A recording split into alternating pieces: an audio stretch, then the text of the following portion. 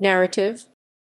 A narrative, story, or tale is any account of a series of related events or experiences, whether non-fictional memoir, biography, news report, documentary, travelogue, etc., or fictional fairy tale, fable, legend, thriller, novel, etc. Narratives can be presented through a sequence of written or spoken words, still or moving images, or any combination of these. The word derives from the Latin verb narrare, to tell, which is derived from the adjective gnarus, knowing or skilled. Along with argumentation, description, and exposition, narration, broadly defined, is one of four rhetorical modes of discourse. More narrowly defined, it is the fiction writing mode in which the narrator communicates directly to the reader. Oral storytelling is the earliest method for sharing narratives. During most people's childhoods, narratives are used to guide them on proper behavior, cultural history, formation of a communal identity and values, as especially studied in anthropology today, among traditional indigenous peoples. Narrative is found in all forms of human creativity, art, and entertainment, including speech, literature, theater, music and song, comics, journalism, film, television and video games, radio, gameplay, unstructured recreation and performance in general, as well as some painting, sculpture. Several art movements, such as modern art, refuse the narrative in favor of the abstract and conceptual.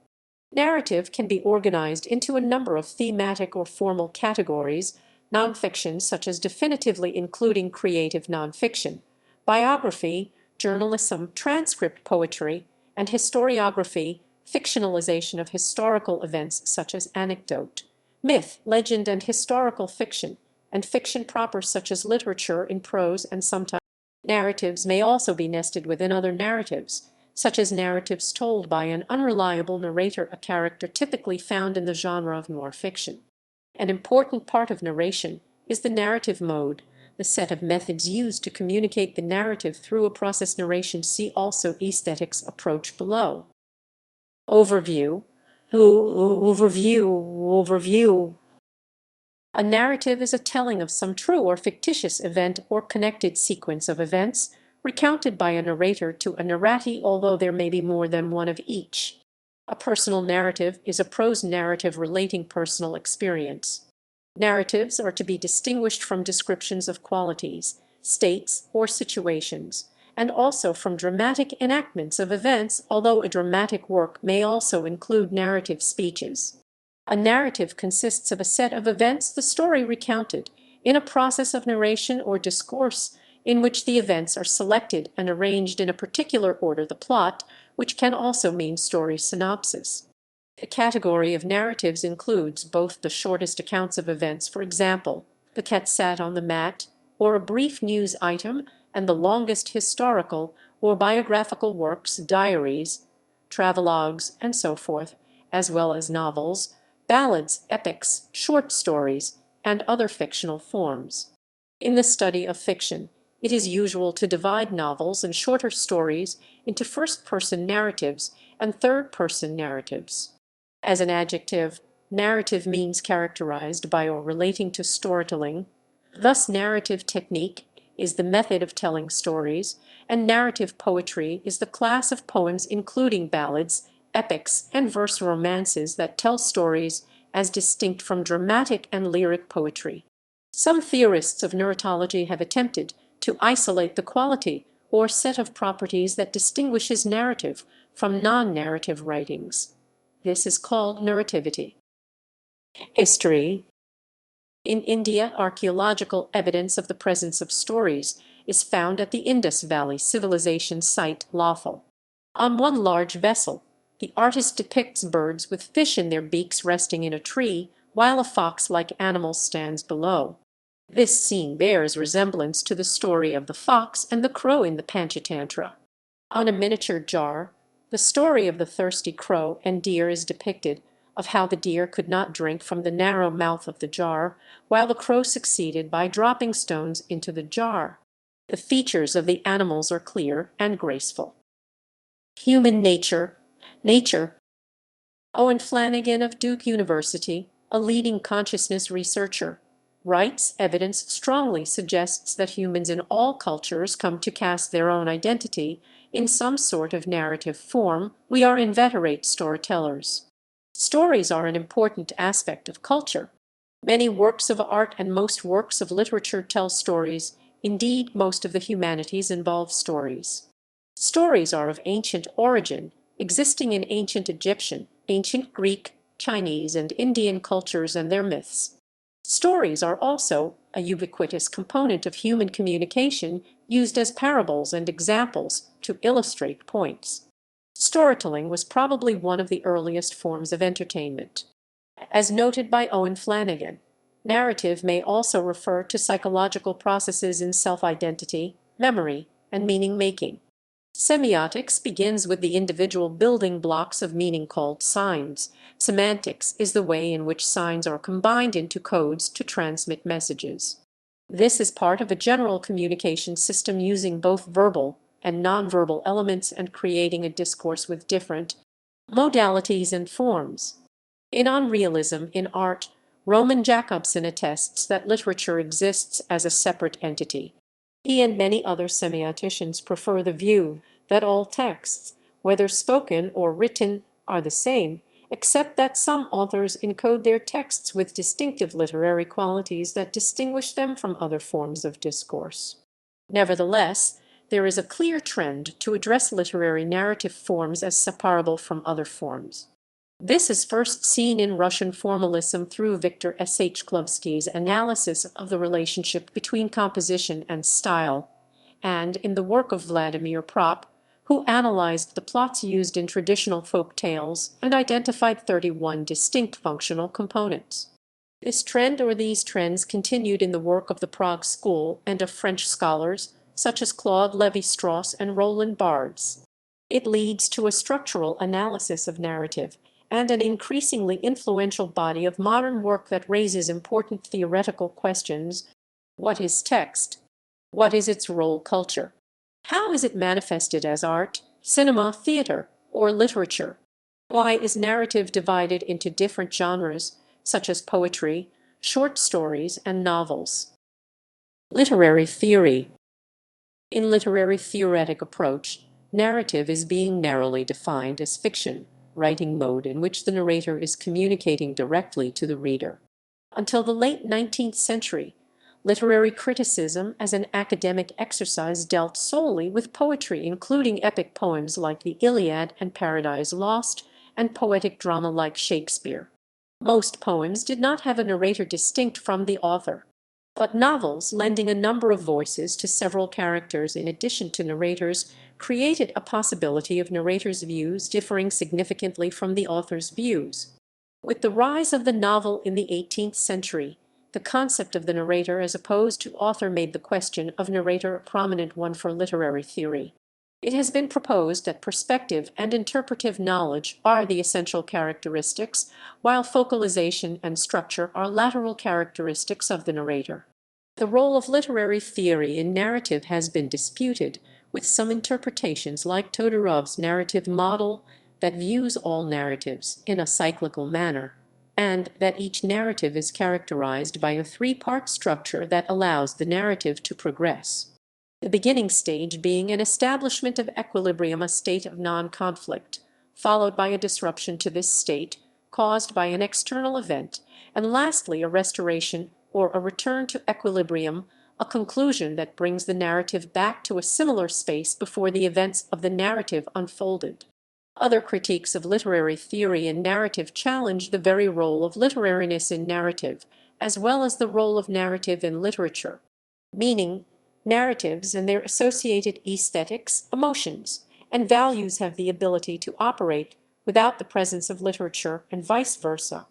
According to Didier Costa, the structural model used by Todorov and others is unfairly biased towards a Western interpretation of narrative. Framing also plays a pivotal role in narrative structure, and analysis of the historical and cultural contexts present during the development of a narrative is needed in order to more accurately represent the role of narratology in societies that relied heavily on oral narrative. Types of narrators and their modes.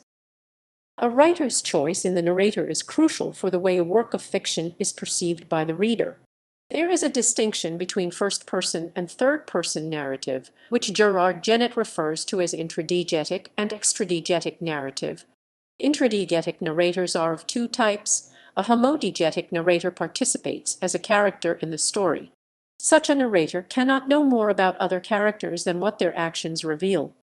A heterodiegetic narrator, in contrast, describes the experiences of the characters that appear in the story in which he or she does not participate. Most narrators present their story from one of the following perspectives called narrative modes: first person or third person, limited or omniscient. Generally, a first person narrator brings greater focus on the feelings, opinions, and perceptions of a particular character in a story, and on how the character views the world and the views of other characters. If the writer's intention is to get inside the world of a character, then it is a good choice, although a third-person limited narrator is an alternative that does not require the writer to reveal all that a first-person character would know. By contrast, a third-person omniscient narrator gives a panoramic view of the world of the story, looking into many characters and into the broader background of a story. A third-person omniscient narrator can be an animal or an object, or it can be a more abstract instance that does not refer to itself. For stories in which the context and the views of many characters are important, a third-person narrator is a better choice. However, a third-person narrator does not need to be an omnipresent guide, but instead may merely be the protagonist referring to himself in the third person, also known as third-person limited narrator. Multiple narrators. Aesthetics approach. Narrative is a highly aesthetic art. Thoughtfully composed stories have a number of aesthetic elements. Such elements include the idea of narrative structure, with identifiable beginnings, middles, and ends, or exposition, development, climax, denouement, with coherent plot lines, a strong focus on temporality including retention of the past, attention to present action, and protension/future anticipation, a substantial focus on character, and psychological approach. Within philosophy of mind, the social sciences, and various clinical fields including medicine, narrative can refer to aspects of human psychology. A personal narrative process is involved in a person's sense of personal or cultural identity, and in the creation and construction of memories. It is thought by some to be the fundamental nature of the self. The breakdown of a coherent or positive narrative has been implicated in the development of psychosis and mental disorder, and its repair said to play an important role in journeys of recovery. Narrative therapy is a school of family psychotherapy. Illness narratives are a way for a person affected by an illness to make sense of his or her experiences. They typically follow one of several set patterns: restitution, chaos, or quest narratives. In the restitution narrative, the person sees the illness as a temporary detour. The primary goal is to return permanently to normal life and normal health. These may also be called cure narrative. In the chaos narrative, the person sees the illness as a permanent state that will inexorably get worse, with no redeeming virtues. This is typical of diseases like Alzheimer's disease. The patient gets worse and worse, and there is no hope of returning to normal life. The third major type, the quest narrative, positions the illness experience as an opportunity to transform oneself into a better person through overcoming adversity and relearning what is most important in life. The physical outcome of the illness is less important than the spiritual and psychological transformation. This is typical of the triumphant view of cancer survivorship in the breast cancer culture. Personality traits, more specifically the Big Five personality traits, appear to be associated with the type of language or patterns of word use found in an individual's self-narrative. In other words, language use in self-narratives accurately reflects human personality. The linguistic correlates of each Big Five trait are as follows. Extroversion positively correlated with words referring to humans, social processes, and family. Agreeableness positively correlated with family inclusiveness and certainty, negatively correlated with anger and body, that is, few negative comments about health/body. Conscientiousness positively correlated with achievement and work, negatively related to body, death, anger, and exclusiveness. Neuroticism positively correlated with sadness, negative emotion, body, anger, home, and anxiety, negatively correlated with work.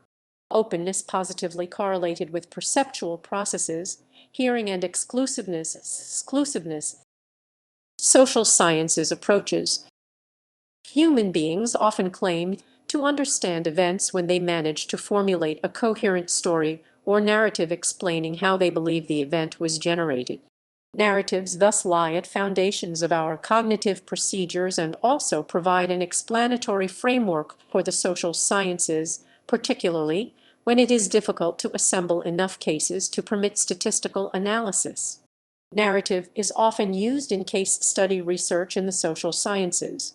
Here it has been found that the dense, contextual, and interpenetrating nature of social forces uncovered by detailed narratives is often more interesting and useful for both social theory and social policy than other forms of social inquiry.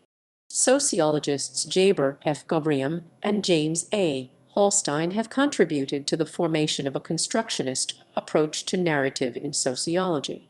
From their book The Self We Live By, Narrative Identity in a Postmodern World 2000, to more recent texts such as Analyzing Narrative Reality 2009 and Varieties of Narrative Analysis 2012, they have developed an analytic framework for researching stories and storytelling that is centered on the interplay of institutional discourses, big stories on.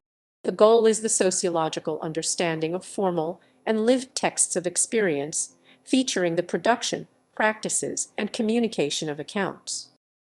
Inquiry approach.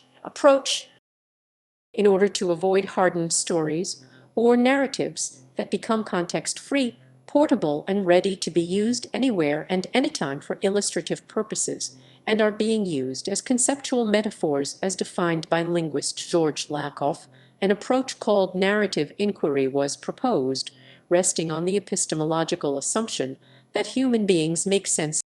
Human propensity to simplify data through a predilection for narratives over complex data sets typically leads to narrative fallacy. It is easier for the human mind to remember and make decisions on the basis of stories with meaning. This is one reason why narratives are so powerful, and why many of the classics in the humanities and social sciences are written in the narrative format. But humans read meaning into data and compose stories, even where this is unwarranted. In narrative inquiry, the way to avoid the narrative fallacy is no different from the way to avoid other error in scholarly research. Several criteria for assessing the validity of narrative research was proposed, including the objective aspect, the emotional aspect, the social/moral aspect, and the clarity of the story. Mathematical sociology approach. In mathematical sociology, the theory of comparative narratives was devised in order to describe and compare the structures expressed as in a directed graph where multiple causal links incident into a node are conjoined of action-driven sequential events. Narratives so conceived comprise the following ingredients: a finite set of state descriptions of the world S, the components of which are weakly ordered in time, a finite set of actors/agents, individual or collective, P, a finite set of actions, A, a mapping of P onto A. The structure-directed graph is generated by letting the nodes stand for the states, and the directed edges represent how the states are changed by specified actions. The action skeleton can then be abstracted, comprising a further digraph where the actions are depicted as nodes and edges take the form action co-determined in context of other actions, action B.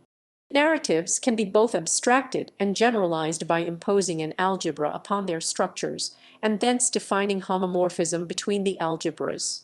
The insertion of action-driven causal links in a narrative can be achieved using the method of Bayesian narratives.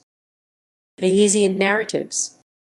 Developed by Peter Abel, The theory of Bayesian narratives conceives a narrative as a directed graph comprising multiple causal links, social interactions of the general form.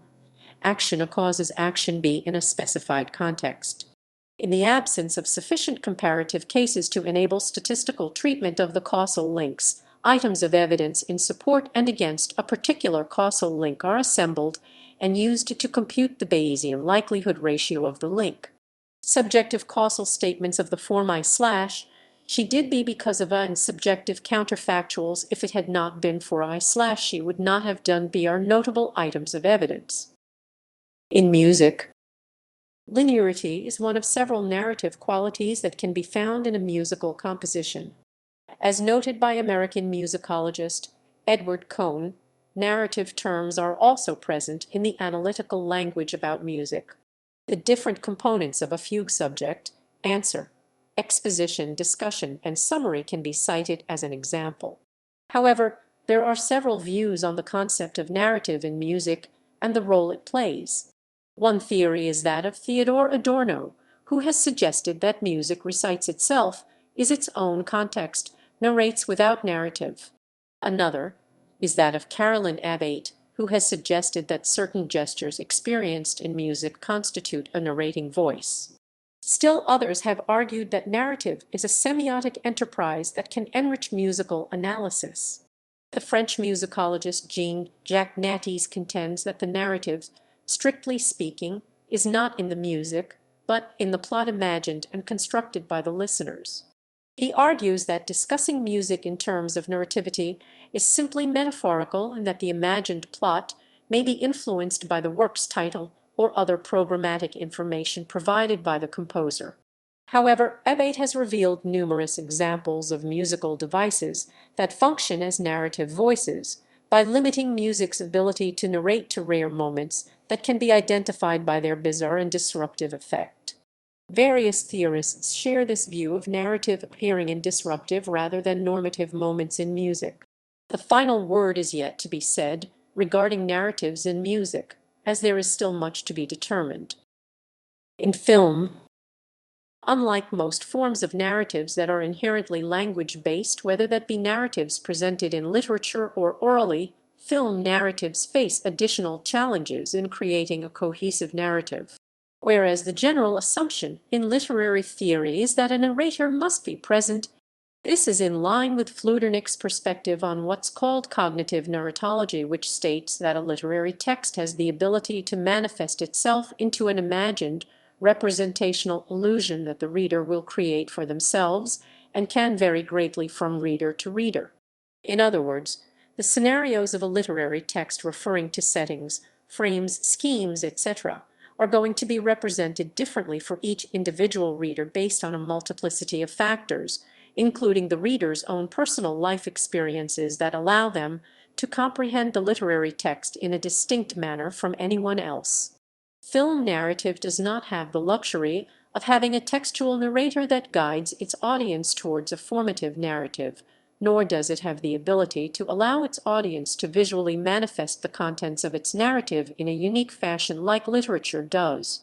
Instead, film narratives utilize visual and auditory devices in substitution for a narrative subject. These devices include cinematography, editing, sound design, both diegetic and non-diegetic sound, as well as the arrangement and decisions on how and where the subjects are located on screen known as mise en scene. These cinematic devices, among others, contribute to the unique blend of visual and auditory storytelling that culminates to what Jose Lander refers to as a visual narrative instance. And unlike narratives found in other performance arts such as plays and musicals, film narratives are not bound to a specific place and time, and are not limited by scene transitions in plays, which are restricted by set design and allotted time.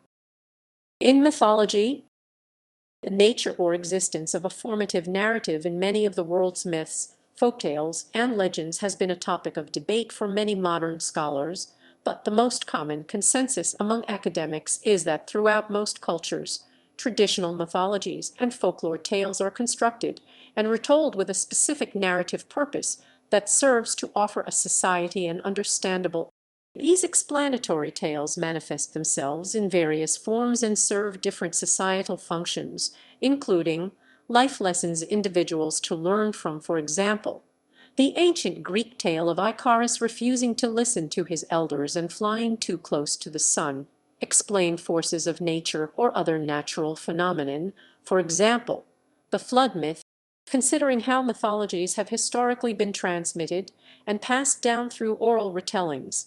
There is no qualitative or reliable method to precisely trace exactly where and when a tale originated, and since myths are rooted in a remote past and are viewed as a factual account of happenings within the culture it originated from, the worldview present in many oral.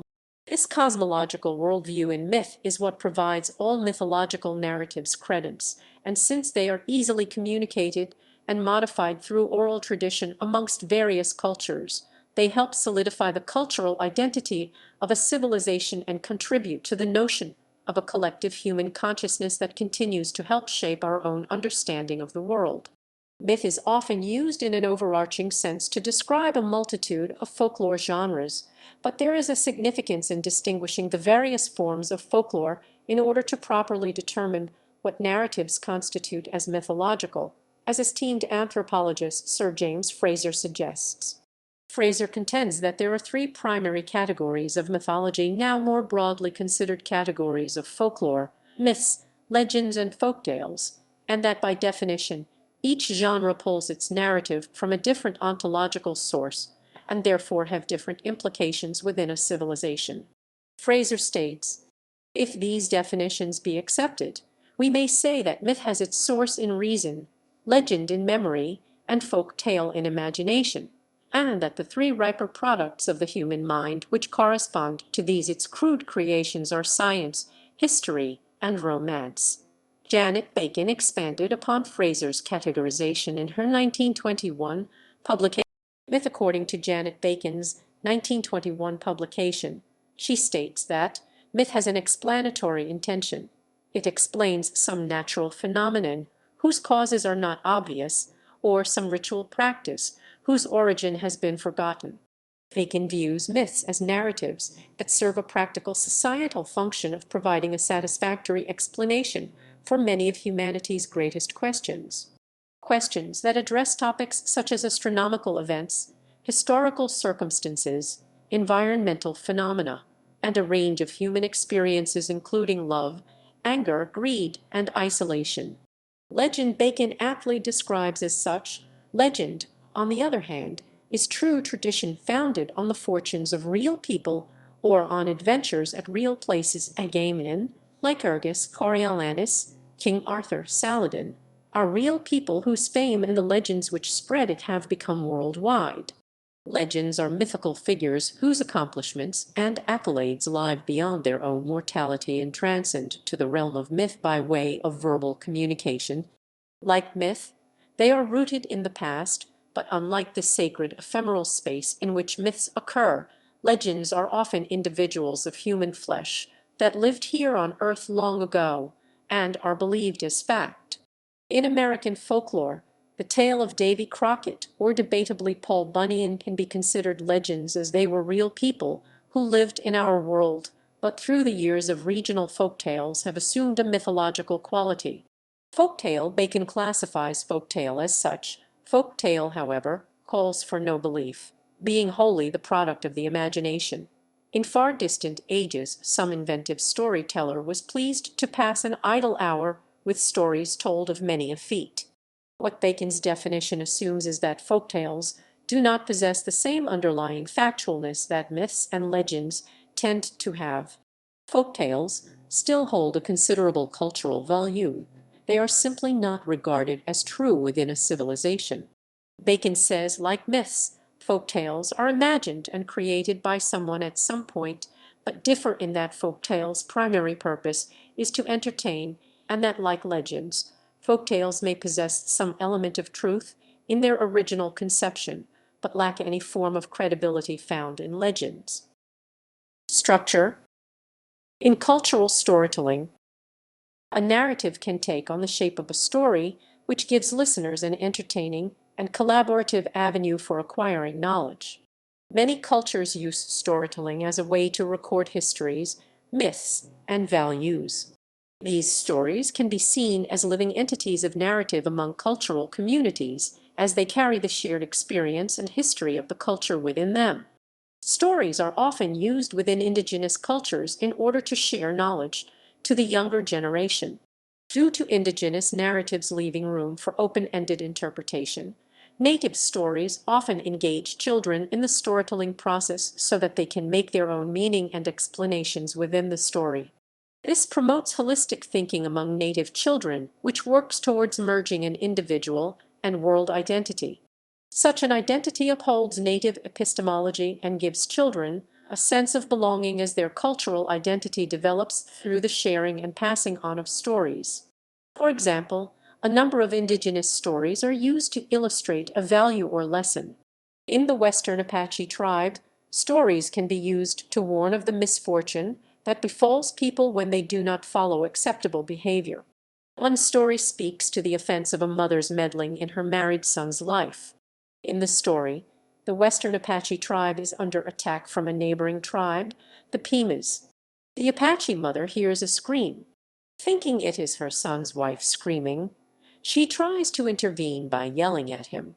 This alerts the Pima tribe to her location, and she is promptly killed due to intervening in her son's life.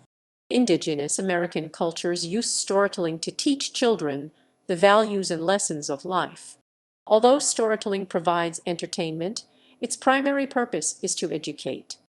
Alaskan indigenous natives state that narratives teach children where they fit in, what their society expects of them, how to create a peaceful living environment, and to be responsible, worthy members of their communities.